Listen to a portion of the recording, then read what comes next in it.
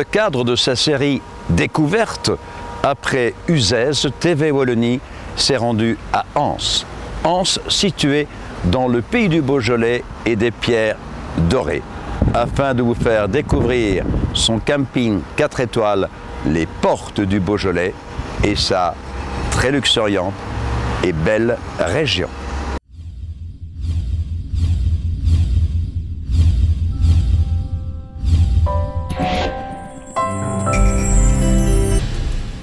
Après un agréable et beau voyage, l'équipe de TV Wallonie arrive au camping Les Portes du Beaujolais, où Valérie Bérère, gérante, Anne-Claire Truchet, directrice des lieux, qui vous donnera toutes les informations nécessaires pour passer un agréable séjour dans cette splendide région. Au sein de la facilité de découvrir un des charmes incontestables du Beaujolais, c'est-à-dire son vin. Il y a aussi une petite épicerie pour vous dépanner en cas d'oubli et, important, à l'heure de la haute technologie, le Wi-Fi vous est proposé sur tout le site, moyennant une petite participation symbolique. Rendez-vous est pris avec M. Yves Rodrigo, premier adjoint au maire de la commune d'Anse, qui nous attend au pied du château des Tours pour nous parler avec engouement de sa belle commune. Alors tout d'abord, bienvenue dans notre commune, bien sûr, on est heureux de vous accueillir au pied de ce château. Vous dire que Anse donc, est une commune qui est située au sud du Beaujolais et nous sommes à 25 km au nord de Lyon, 5 km au sud de la barrière de Villefranche-sur-Saône pour les gens qui utilisent l'autoroute. Vous dire que notre commune est une commune de 7000 habitants bientôt, qui est une commune fleurie, qui a un passé historique très important. Nous avons également, bien sûr, la viticulture qui est très importante pour nous et qui est très importante pour tous nos amis vignerons, surtout le 3e jeudi du mois de novembre, qui est le lancement du Beaujolais nouveau. Madame Valérie Bérère, bonjour, merci de nous accueillir aux Portes du Beaujolais. Pourriez-vous nous faire l'historique du camping? Bonjour. Donc en fait, ce camping existe depuis 25 ans. Nous avons repris la gestion en 2004. Donc aujourd'hui, c'est un camping classé 4 étoiles. Nous avons eu la chance d'obtenir le label camping qualité il y a quelques années de cela. Donc en fait, nous avons 200 emplacements, dont environ 70 hébergements. Si je ne me trompe, vous y exploitez un concept un peu particulier. Quel est-il? Alors en fait, il y a quelques années de cela, on a fait ce pari un peu fou de vouloir implanter des hébergements un peu différents. Et donc on a installé un véritable chalet en rondin de bois, un chalet polynésien. Et par la suite, on a voulu vraiment créer en fait un hébergement en lien avec notre territoire, en lien avec le Beaujolais. Et là, on s'est inspiré en fait des cadoles, qui sont de petites cabanes que l'on trouve en fait dans notre vignoble, hein, qui sont des cabanes en forme arrondie. Donc du coup, on a ces cabanes en forme arrondie, où on a tout un discours sur notre territoire, sur nos paysages, sur la particularité du Beaujolais des pierres dorées, avec un spa privatif où on met des huiles essentielles à base de vinothérapie, et avec donc à l'intérieur de ces hébergements toute une bibliothèque sur l'œnologie, sur le Beaujolais, sur la ville de Lyon, et notamment le Vieux Lyon, qui a été classé patrimoine mondial à l'UNESCO. Voilà. Et suite donc à ces installations, on a créé un dernier hébergement qui s'appelle le LEM, qui a lui la particularité de pouvoir accueillir jusqu'à 10-12 personnes dans l'hébergement. Voilà. Et votre établissement est fréquenté par une clientèle internationale? Alors, au niveau donc, des nationalités, notre clientèle se répartit environ à 55% de clientèle française et 45% de clientèle étrangère. Et donc parmi notre clientèle étrangère, nous accueillons en grande majorité une clientèle néerlandaise et belge. Madame Bérère, merci et bon été. En plus des chalets dont nous a parlé Valérie Bérère, vous en découvrez encore de différents types, plus originaux les uns que les autres. Tous situés dans un espace qui vous est réservé afin de pouvoir conserver votre intimité. Bien sûr, des chalets super équipés. De nombreux mobil-homes sont également proposés à la location. Il y a de grands espaces réservés au camping traditionnel, que ce soit sous la tente, en caravane ou motorhome. Vos jeunes enfants et adolescents sont loin d'être oubliés, puisqu'ils disposent d'une salle et d'une plaine de jeux, d'un mini-golf, de terrains de football, le tout dans un environnement sécurisé. Sans oublier la piscine et les joies du toboggan, permettant ainsi aux parents de profiter pleinement du dolce far niente. À découvrir également au sein du camping une nouveauté bien agréable tant pour les dames que pour les messieurs, nouveauté dont nous parle Anne-Claire Truchet. Anne-Claire, nous nous trouvons maintenant face à une des nouveautés 2013 des portes du Beaujolais. En quoi cela consiste-t-il ? Tout à fait, alors vous êtes devant l'espace bien-être, la nouveauté de l'année 2013. On l'a inauguré donc au mois de juin. C'est un sauna et un hammam donc, qui sont à la disposition de nos clients sur réservation. Et pour compléter toujours le côté intégration dans notre territoire, donc bien sûr on reste sur une création uniquement en bois régional et une conception à l'identique des chalets que vous avez pu déjà voir. Un succès, cette nouveauté ? Alors c'est vrai que les gens maintenant commencent à apprendre le réflexe, ils viennent, ils voient l'espace de bien-être, donc ça commence tout doucement, mais ça se place bien, les gens aiment bien la nouveauté, le bien-être, toujours on recherche le bien-être. Anne-Claire, merci, à nous de le découvrir maintenant. Tout à fait. Vos soirées ne sont pas oubliées puisque le camping Les Portes du Beaujolais vous propose chaque soir une animation différente. Que ce soit une soirée jeu ou une soirée spectacle. Soirée auquel vous participerez en dégustant un bon verre entre amis ou en vous sustentant après avoir choisi un mets sur la carte qui vous est proposée.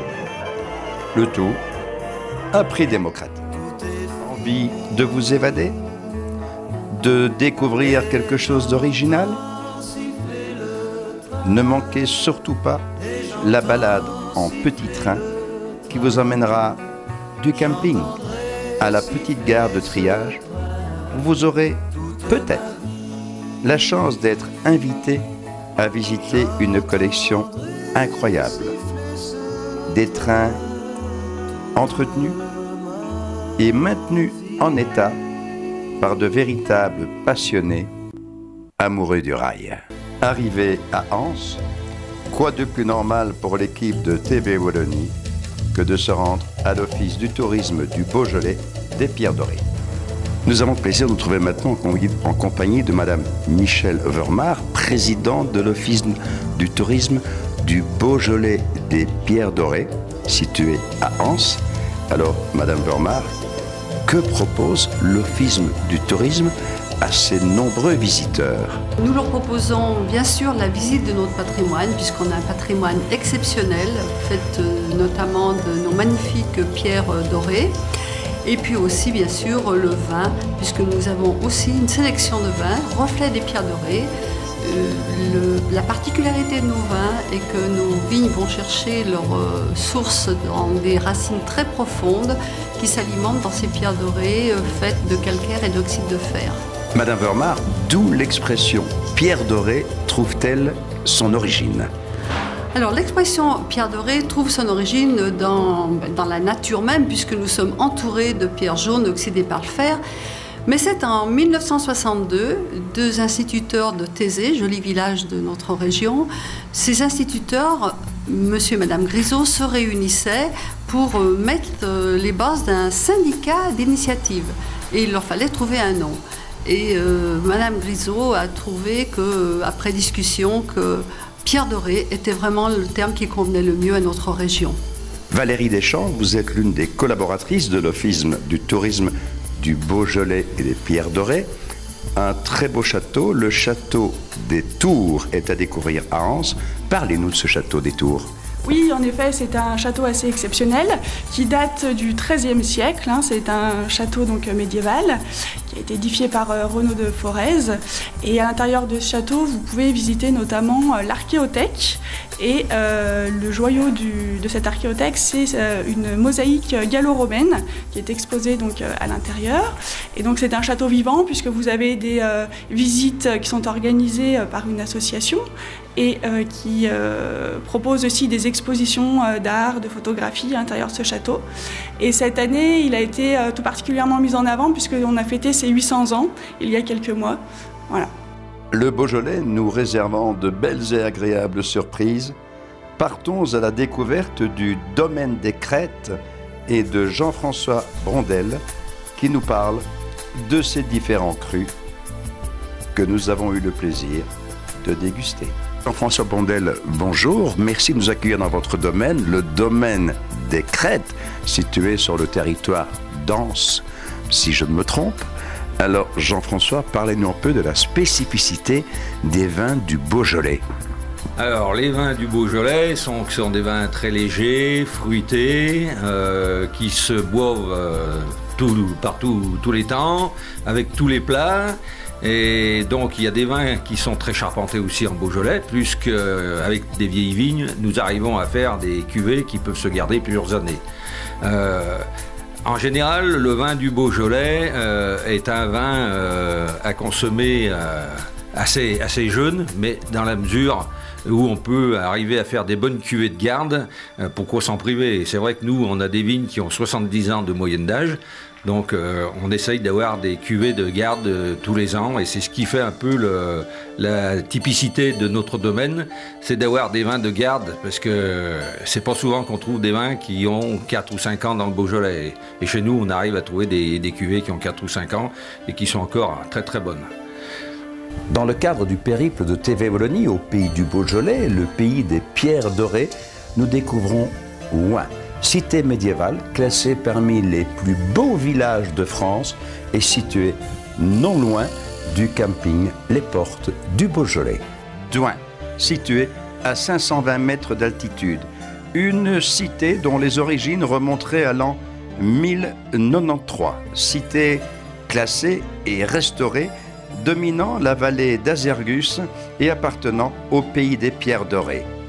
Une invitation à parcourir ruelles et venelles aux noms aussi étranges qu'originaux tels que rue du Coupe-Jarret ou rue Trelkulde, où vous aurez le plaisir de découvrir et d'admirer de nombreux artisans, tisserands, bijoutiers, peintres, sculpteurs et autres, ainsi que de petits restos plus sympathiques les uns que les autres. Tout cela au cœur d'une cité classée parmi les plus beaux villages de France. À 25 km du camping Les Portes du Beaujolais, en route vers le sud, vous ne manquerez pas de faire halte à Lyon pour y visiter le Vieux Lyon. Le Vieux Lyon avec ses demeures chargées d'histoire, tout en faisant halte dans un typique bouchon lyonnais, restaurant réputé proposant de découvrir la gastronomie du terroir. Déambulant parmi les rues étroites tout en faisant du lèche-vitrine, vous arriverez au funiculaire que vous n'hésiterez pas à emprunter pour vous rendre sur les hauteurs de la vieille ville, plus exactement à Fourvière. Fourvière où vous visiterez la très particulière et belle basilique Notre-Dame de Fourvière. Vous y jouirez également d'une vue panoramique superbe et incroyable sur la ville de Lyon. Vous ferez halte à la station minime Théâtre Romain pour visiter les très belles ruines de celui-ci. Un théâtre romain datant de l'époque, semble-t-il, d'Auguste Imperator et probablement de l'an 15 après Jésus-Christ, époque où Lyon s'appelait encore Lugdunum. Dans le cadre des découvertes de TV Wallonie, nous avons pour habitude d'aller à la rencontre d'un personnage hors du commun. Nous avons rendez-vous aujourd'hui au restaurant Au Colombier en compagnie de monsieur Frédéric Côte qui va nous faire découvrir la gastronomie locale. Nous avons eu le bonheur de déguster, de savourer déjà une partie de votre cuisine. Alors parlez-nous un peu de votre gastronomie, car c'est un pur bonheur. Ma cuisine, elle est faite en fonction de mes voyages, de mon passé, de mes références culinaires que j'ai fait tout au long de mes 30 ans de cuisine. J'ai fait 30 ans de cuisine cette année. Et donc, vous avez la Provence. Je crois que vous avez dégusté la soupe d'olive verte au homard, ça c'est juste magnifique. Après, pour faire référence à la région, j'ai créé l'andouillette de homard, donc par rapport à l'andouillette lyonnaise, qui ressemble à l'andouillette, simplement il y a du homard à l'intérieur, parfumé avec un peu de zeste de gingembre, de citron vert, de champignons, de soja, pour rappeler un petit peu mon côté asiatique quand j'ai travaillé sur l'Asie. C'est une carte cosmopolite. J'ai travaillé longtemps aussi sur New York, je travaillais chez Georges Blanc à Vonas, donc vous voyez des voyages un petit peu, des références différentes, et ça se ressent dans ma cuisine. Et justement, la gastronomie lyonnaise en général est assez réputée. Est-ce que ça n'a pas été trop difficile pour vous d'arriver, je ne vais pas dire à imposer, mais à faire apprécier justement cette touche si personnelle? Mais non, ça a été. Alors les Lyonnais sont assez ouverts, ils voyagent beaucoup aussi, donc il y a les Lyonnais qui vont dans leurs bouchons. Moi j'ai des amis qui ont des restaurants, des bouchons lyonnais, on est très contents, moi-même je suis très content d'aller manger dans les bouchons. C'est une cuisine où on se retrouve un petit peu la cuisine du terroir qui est spécifique à Lyon. Mais Lyon c'est quand même une capitale de la gastronomie, ça bouge beaucoup, donc il y a toutes les cultures, il y a tout le mélange, le melting pot comme on dit, on retrouve déjà à Lyon. Donc voilà, je ne suis pas le premier non plus, il ne faut pas exagérer. Alors chez vous, on a remarqué une chose qui est formidable, c'est qu'il y a une âme. Votre personnel vous semble très fidèle, le cadre est plus que chaleureux, vous y accueillez du monde venant d'un peu tous les horizons. Une anecdote peut-être? Une anecdote par rapport à mon personnel ou par rapport aux clients? Non, par rapport à mon personnel, moi j'ai voyagé, donc c'est pas le langage qui me freine. Je suis très ouvert pour le personnel.